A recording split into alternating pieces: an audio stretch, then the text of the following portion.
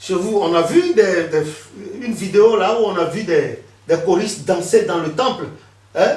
Il n'y a pas qu'une seule vidéo, plusieurs vidéos où même les chargés de paroisse vont danser comme ça dans le temple en présence. Même les prophètes Baal n'ont jamais fait ça.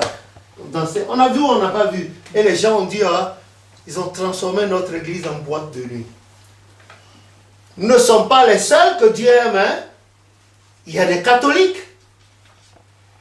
Il y a des chrétiens de la foi catholique qui ont la crainte de Dieu plus que nous.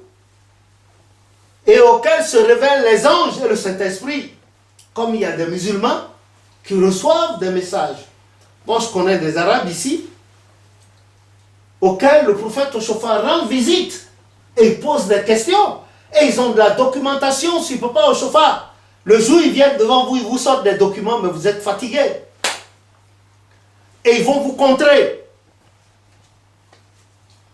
Les gens se comportent dans l'église du christianisme céleste comme si dans notre église, si l'église du christianisme céleste seule est la seule au monde qui reçoive le Saint-Esprit. Les gens se trompent. Romains 2, 14, 15 a bien dit que les païens ont la loi de Dieu écrite dans leur cœur. Écoutez, la première fois où les gens ont piraté le livre de chants vers le tome 1, il y a un monsieur qui a un gros fétiche chez lui. Un gros et grand fétiche chez lui, et c'est ce qu'il adore. Quand il a appris ça, j'étais devant lui avec un officier des douanes qui était en retraite. Il a pris le livre piraté et l'original, il a mis les deux à côté, il a regardé et il a regardé. Et à côté là, sur la paroisse où le livre avait été piraté, c'est en face de lui.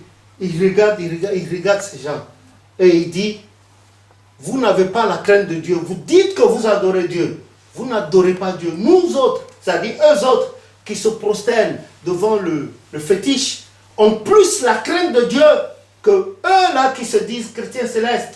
Et il a dit que dans leur royaume à eux, personne ne peut faire ça. Celui qui fait cela, il encourt des risques graves.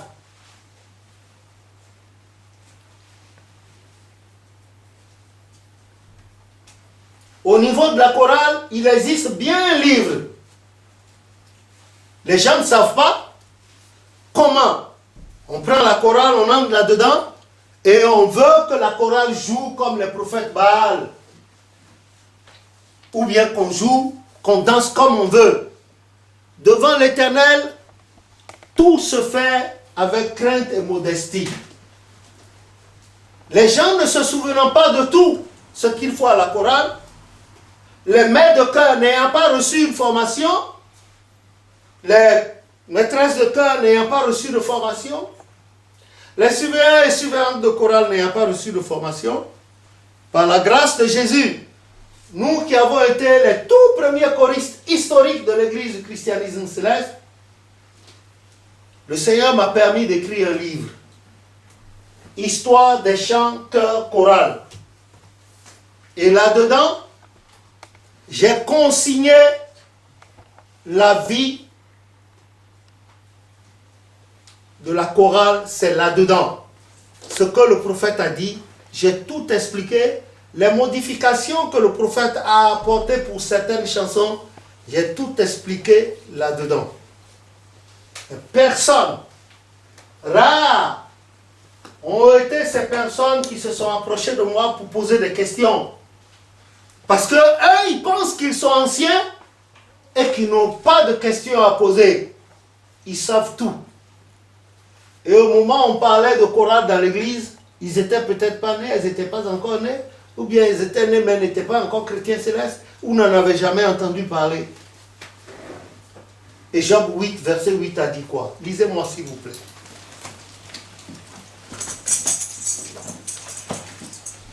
Job 8, verset 8 a dit quoi?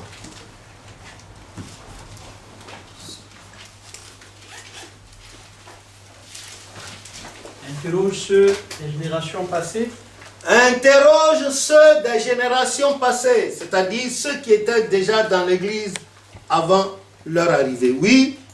Sois attentif à l'expérience de leur père. Soyez attentifs à l'expérience de nos pères. Ceux-là qui avaient travaillé sérieusement pour la maintenance de l'église jusqu'à leur arrivée, oui. 9. Car nous sommes d'hier Car ils sont d'hier et nous ne savons rien. et ils ne savent rien, merci. C'est-à-dire qu'ils sont arrivés dans l'église, certes, il n'y a pas longtemps, mais ils ignorent plein de choses. Et comme ils ignorent ces choses, c'est normal qu'ils se retournent vers ceux qui étaient déjà là avant eux, pas n'importe qui, pour avoir part de ce que leurs parents avaient posé comme acte dans l'église et leur comportement.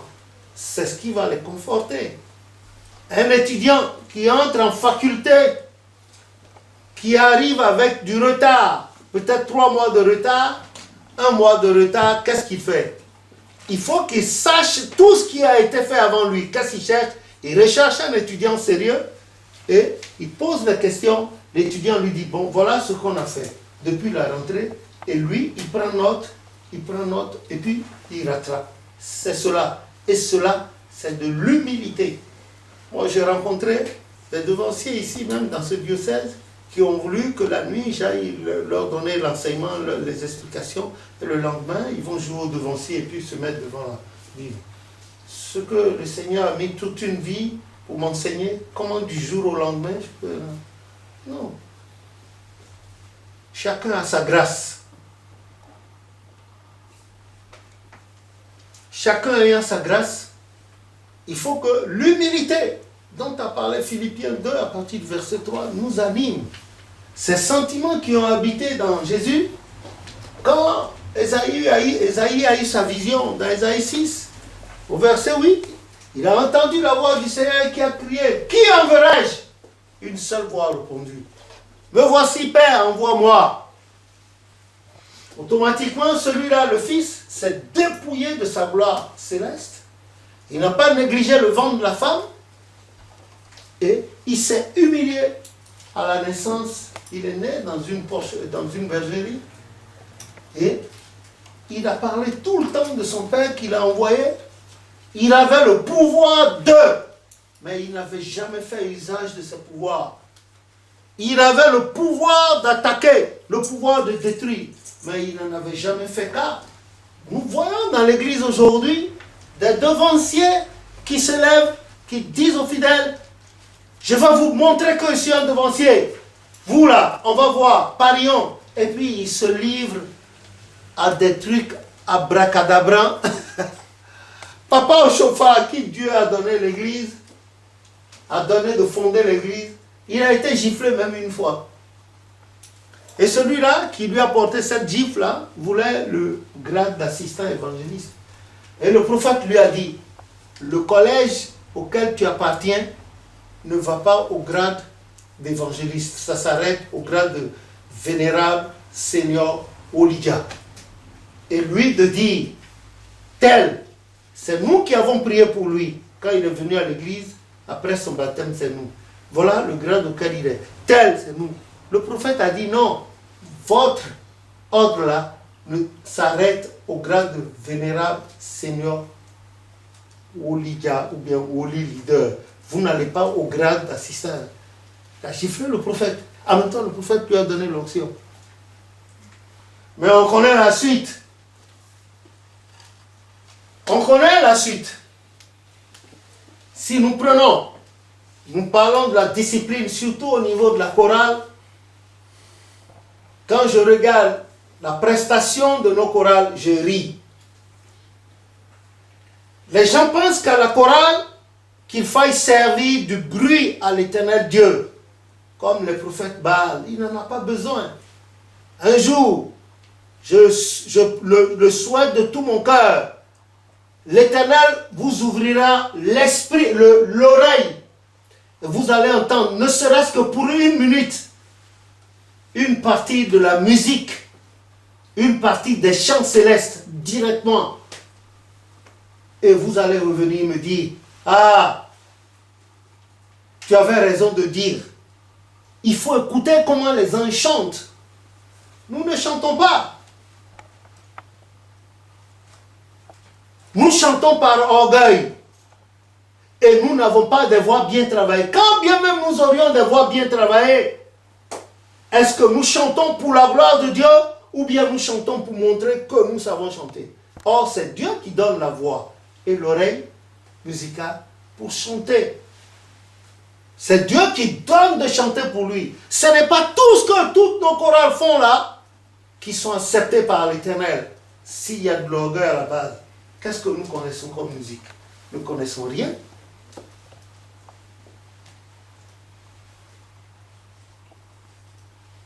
Pour être choriste, celui-là qui vient d'arriver et qui aspire à devenir chrétien céleste, ou bien celle-là qui vient d'arriver, et qui aspire à devenir chrétienne céleste, il y a le phénomène du bain de purification ou sanctification. D'abord, quand quelqu'un vient tout de suite et dit « Ah, je veux être chrétien céleste », on ne l'amène pas directement à l'eau, comme on le fait aujourd'hui. On ne l'amène pas pour le baptême immédiatement. Non. Les gens comme ça, c'est eux que vous retrouvez un an après, 2, 3 ans après. Oh, ils disent que cette église a... Oh, j'ai fait cette église. Oh, c'est une secte. Ils ne valent rien dedans. Justement, parce qu'il a brûlé les étapes. Il a brûlé, on lui a fait brûler les étapes. Ce que le Seigneur a dit à Papa au chauffard, celui qui arrive tout de suite, et à qui il plairait de devenir chrétien céleste, on lui fait le bain de purification.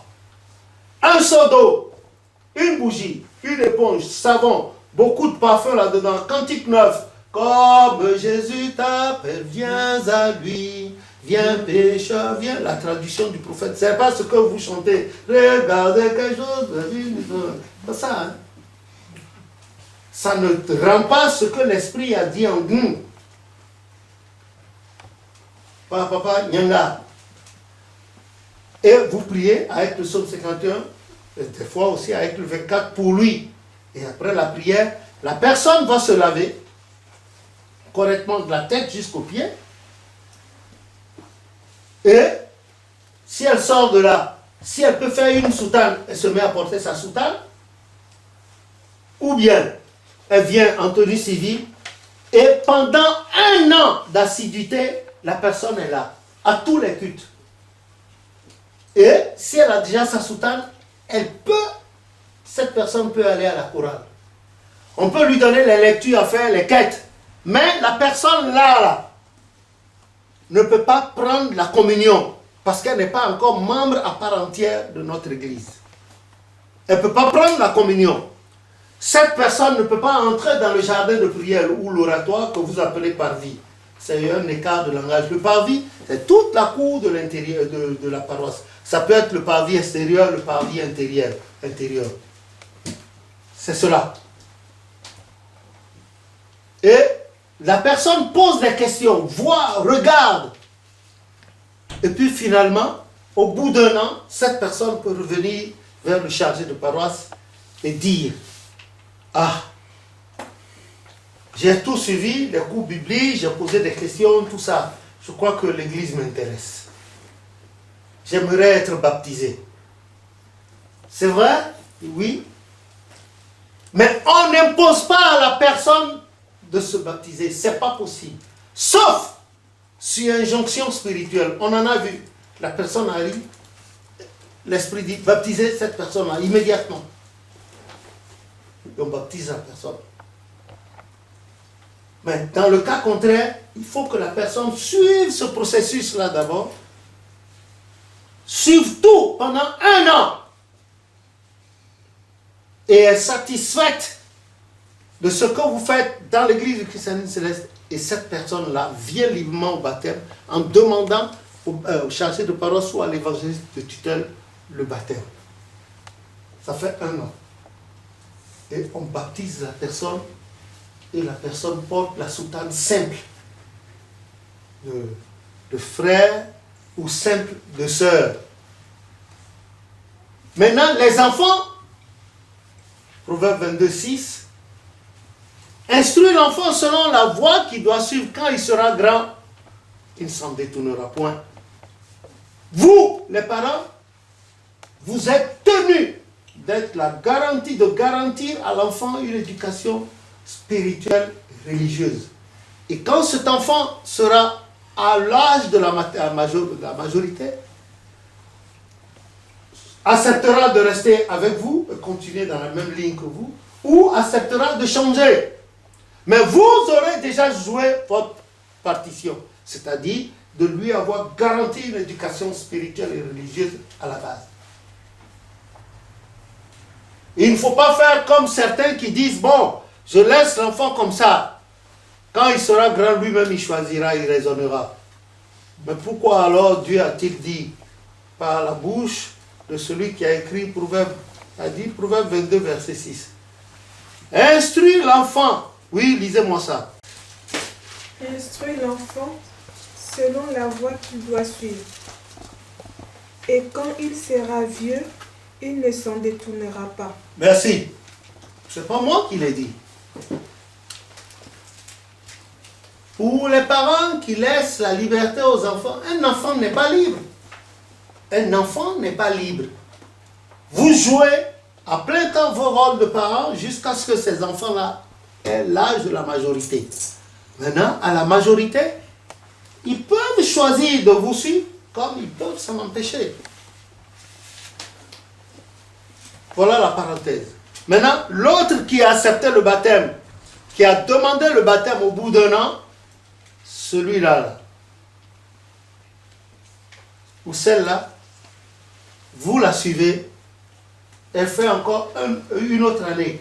La deuxième année, là, où elle a reçu le baptême, là, l'année du baptême, là, puisque dans la première année, elle a participé au cours biblique, elle a vu, poser des questions, lu des documents sur l'Église, l'année du baptême, c'est-à-dire la deuxième année, les cultes du soir, les groupes de prière au niveau des paroisses, ou bien les petits travaux là, on dit, ah, toi fais ça. Ou bien quand vous faites, vous l'appelez, vous l'associez, si c'est une femme ou bien un homme, vous l'associez, et cette personne-là voit comment ça se fait. Jusqu'à la fin de la deuxième année, c'est-à-dire l'année de baptême. Et maintenant, au début de la troisième année, c'est alors là qu'intervient l'autorité du chargé de paroisse ou de l'évangéliste de tutelle qui dit, ah, on t'a observé pendant ton année de baptême, quand on t'a donné des... C'est bon, tu as évolué. Bon, maintenant, nous te proposons à l'onction. Le chargé ou l'évangéliste de tutelle propose l'individu pour une onction et l'individu est libre d'accepter ou de ne pas accepter. L'individu peut dire, je donne mon accord de principe, mais je vais réfléchir d'abord. D'autres peuvent accepter directement. Et je dois vous rappeler, le prophète a toujours dit de ne jamais faire des sauts d'onction aux gens.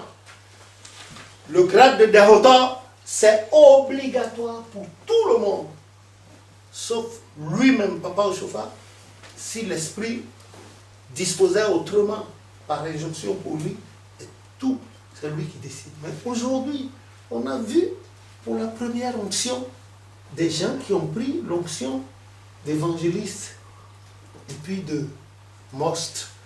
D'abord, le grade de most n'existait pas.